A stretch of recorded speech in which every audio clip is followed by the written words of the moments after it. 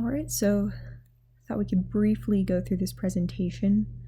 The initial research phase was mostly looking at kind of like softer shapes, like 1930s cartoons. I really liked, I found a bunch that were shaped like donuts, and I thought that'd be a cool shape to use.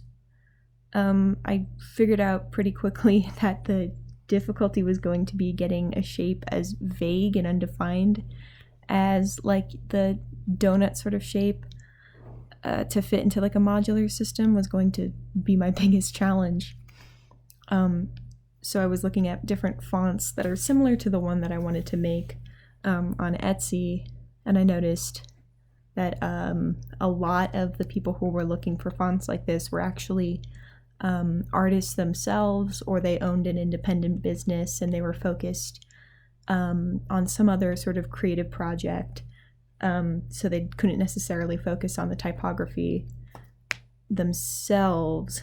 So like the words that I saw most often were words like easy to use, great for this specific project, and they'd tell you what it is in the comments. So my customer profile sort of focused on like independent artists, graphic designers who don't have time to make their own font, and I wanted to focus on something that was easy to implement into different projects, but also kind of specific. You'll notice a lot of these fonts tend to look very similar to each other, so I kind of wanted something that would stand out a bit. So let's see. Here's the mood board. This is very zoomed in. These are rough sketches. Oh my goodness, this is having some problems. Let's see. But yeah, you'll notice that a lot of the rough sketches are kind of like I had too many shapes going on, and I realized like once I put it into Illustrator, in my head what I was putting on paper felt like it was using only a couple simple shapes, and I didn't realize how many different shapes there were. We had a 2 shape limit, I think. It said like no more or no less than 1, no more than 2. So the difficulty in it was just condensing everything once I was working in Illustrator. But yeah, after the peer review and the consultation, I was able to sort of approach the font from a different point of view. I ended up doing just 2 hand-drawn sketches of 2 simple shapes, and then using those as a basis for everything else in the font.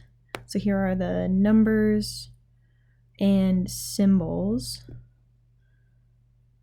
This is taking a while to load, I apologize. And here are the letter forms. So I noticed that this ended up kind of looking more like, it definitely fit more into like the 1960s, 70s groovy kind of vibe that I was finding on Etsy, and I ended up really liking this. I think it definitely took on a slightly different tone than it had initially, but overall I'm very happy with how it looked, and it was really interesting trying to figure out how to represent each letter shape in a way that was legible and that looked good with the others, while being limited to just like, 2 shapes. And the name Kilroy is a reference to like World War II graffiti, because I kind of thought it looked a little bit more like graffiti at the end. So yeah, that's about it. Thank you so much. Yeah.